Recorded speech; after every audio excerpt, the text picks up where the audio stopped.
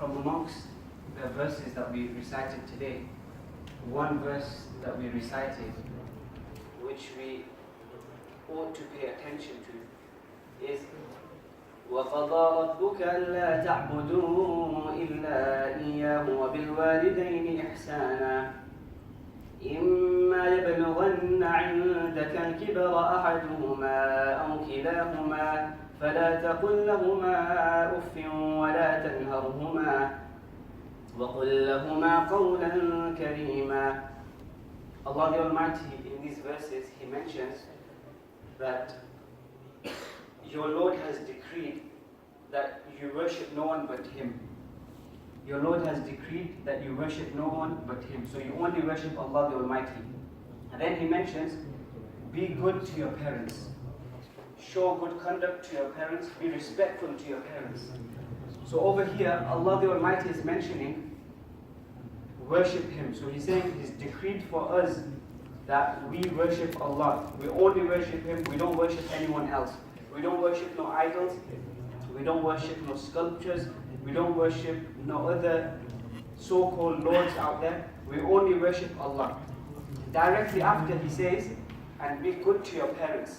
And over here, when He says, be good to your parents, He uses the word ihsan again. And last night we elaborated on the word ihsan. That ihsan is a quality that is important in the life of a Muslim in all type of things that he does. So yet again Allah mentions here ihsan with parents, that be good to your parents, be respectful to your parents. So here Allah is mentioning worship Him, and directly after He is mentioning be good to your parents. So this shows the importance of respecting our parents and being good to our parents, being dutiful to our parents. He mentions it directly after worshipping Him. And in reality, we have come to this world because of Allah. Because Allah wanted us to be here, He wanted us to test. He wanted to test us.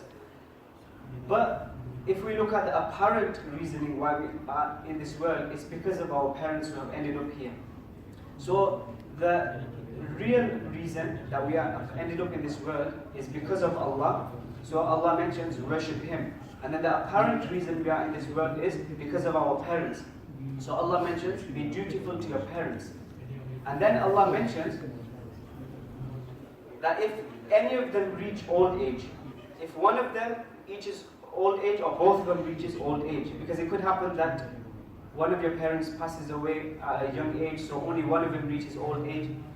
Or it could happen that both of them survive until old age, so both of them have reached old age. So if they both reach old age, or one of them reaches old age, then Allah mentions that you have to be very dutiful to them, you have to be very respectful to them, and you have to look after them. Because when an individual ages, then he becomes dependent on others. When a person becomes old, he starts becoming dependent on others. And then what happens is, because some qualities in a human that he could do in a young age, they diminish. So he can't walk as such properly, he doesn't have the same energy, he doesn't have the same kind of zeal to do things, because he's got a deficiency in illness-wise, or because he's aged, etc. So Allah is specifically mentioning that be respectful to your parents at old age as well. And then because when a person becomes old, then as youngsters, we ought to take advantage, or we try to take advantage, because we know that they're old, they can't do certain things, they can't run after us, they can't scold us as such. So we'll take advantage. So we don't take advantage. Allah mentions, don't even say off to them. Don't even say off to them. So Allah is trying to mention that don't use words of contempt, don't use words of anger to them, don't scold at them, don't scold them. Rather, Allah mentions, use respectful and kind words towards them. Use words of nobility. Be noble towards them. Be respectful and kind towards them. This is what Allah the Almighty is mentioning. Do not be condescending towards them. Do not use words in a condescending manner towards them. Because the parents, they are a great thing for us. This is what Allah is trying to tell us. Rather, what you should be doing, Allah is even advising us further, saying that make dua for them. And what dua should we make for them? Oh Allah, have mercy upon them, just like they had mercy upon me when I was young, just like they nurtured me when I was young, just like they nurtured me and looked after me when I was young. Oh Allah, please have mercy upon them. Give them full reward for all what they did for me.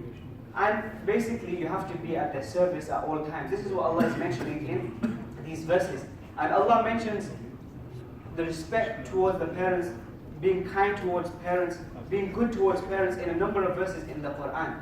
So this highlights the importance of being respectful towards the parents in Islam. That Islam, it gives a high status to parents.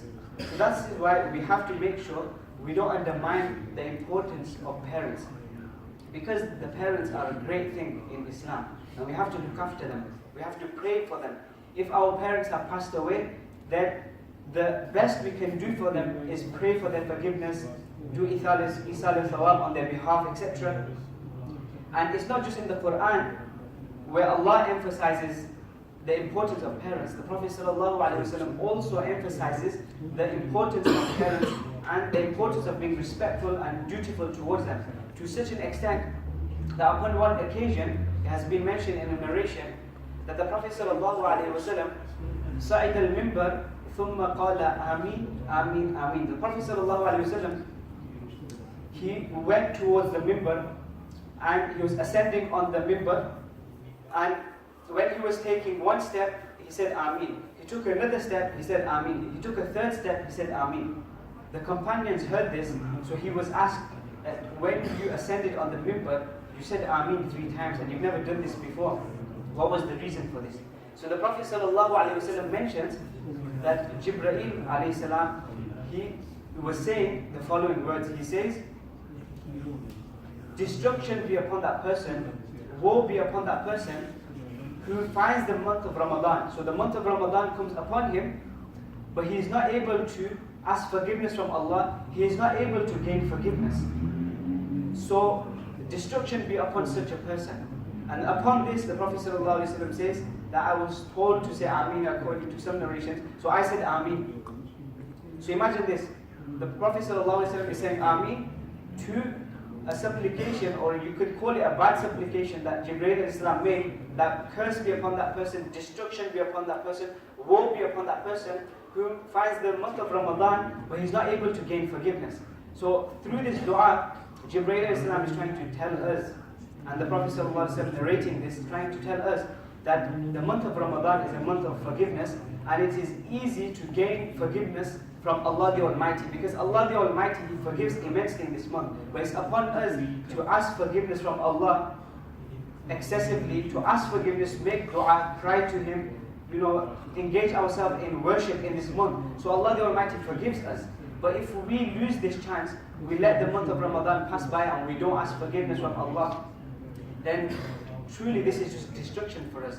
We're letting a great golden chance go by without asking forgiveness from Allah in the month of Ramadan, without worshipping Him. So the Prophet ﷺ, upon such supplications, upon such words that Jibreel Islam mentioned, he says Ameen. Then the Prophet says that when I took the second step, Jibreel Islam said that destruction be upon that person whom has parents. So he's got parents, and one of his parents or both of his parents, they reach old age, but he's not able to be respectful, he's not able to be at their service, he's not able to be kind to them and be dutiful to them at their old age. So I said Ameen on such words where Jibreel Islam said destruction be upon such a person. So basically the Prophet ﷺ again and Jibreel Islam are trying to advise us that when your parents reach old age, when they become dependent, then you have to be respectful to them. Don't just leave them as they are. Don't just let them loose and do things themselves. But you have to be at their service. This is how important it is for us to be at their service, that parents are a great thing. So I said Ameen upon such a supplication or such words when Jibreel said such words, that destruction be upon such a person who has parents and his parents reach old age, but he is not able to be at their service, he's not able to look after them, be respectful to them, be dutiful to them. And then the third step that I took and I said Ameen was Jibreel Islam said that curse be upon that person, destruction be upon that person, woe be upon that person who in his presence my name is mentioned, the Prophet ﷺ's name is mentioned, but he does not send salutations on me. He does not send durood upon me. So upon this the Prophet ﷺ says, I said Ameen. So that is why it is important that when the Prophet ﷺ's name is mentioned, that we send durood upon him, we send salutations upon him, we recite durood excessively in our lives. Now if we look into hadith further, then we see that upon one occasion a companion, he comes in the presence of the Prophet ﷺ and he says, what is the best of all actions in the eyes of Allah? What is the most beloved of all actions in the eyes of Allah? What action does Allah the Almighty love? What good deed does Allah love?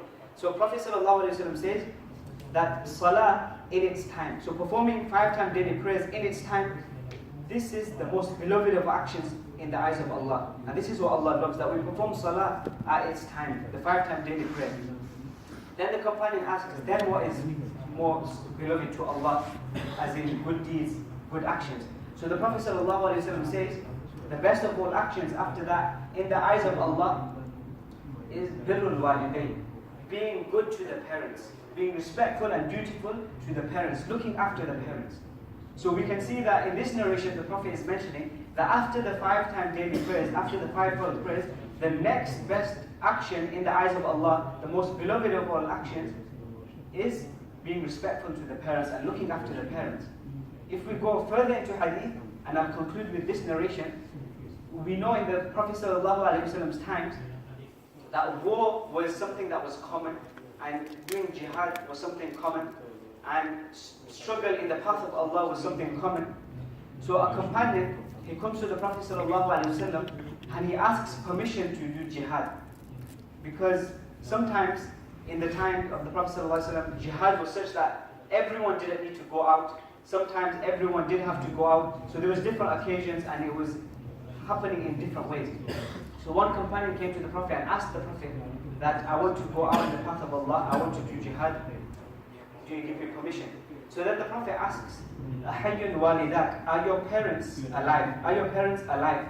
So the companion mentions, yes, my parents are alive. So then the Prophet ﷺ mentions, فَفِيهِمَا فَجَاهِدْ, then do jihad with your parents, meaning struggle in the path of Allah through your parents. As in jihad for you, O companion, is that you look after your parents and you be respectful to your parents and you be at their service. So this just shows us the importance of being respectful and dutiful to our parents. I pray Allah the Almighty give us all the ability to understand the importance of being respectful to our parents. I pray Allah the Almighty give us the ability to be respectful to our parents and be at their service at all times. And I pray Allah the Almighty give us the ability to act upon everything that has been said. Ameen wa akhiru da'wana alhamdulillahi rabbil alameen. Alhamdulillahi rabbil alameen. Wassalatu wassalamu ala sayyidil mursaleen. Allahumma inna nas'aluka al-huda wal-tuqa wal-'afafa wal-ghina. Allahumma inna na'udhu bika min al-fitan ma dhahara minha wa ma batan. اللهم إنك عفو كريم تحب العفو فاعف عنا يا غفور. اللهم ارحمنا بالقرآن العظيم. اللهم ارحمنا بالقرآن العظيم. اللهم حاسبنا حسابا يسيرا. اللهم زكي نفوسنا أنت خير من زكاها أنت وليها ومولاها. اللهم ارحمنا بالقرآن العظيم. اللهم آنس وحشتنا في قبورنا. اللهم إنا نسألك العفو والعافية والمعافاة الدائمة في الدنيا والآخرة. اللهم ارحمنا بالقرآن العظيم. اللهم تجاوز عن أمة محمد صلى الله عليه وسلم. اللهم رب ارحمهما كما ربياني صغيرا. اللهم رب ارحمهما كما ربياني صغيرا. اللهم أجرنا من النار. اللهم أجرنا من النار. وصلى الله تعالى على خير خلقه محمد وعلى آله وأصحابه أجمعين. آمين برحمتك يا أرحم الراحمين.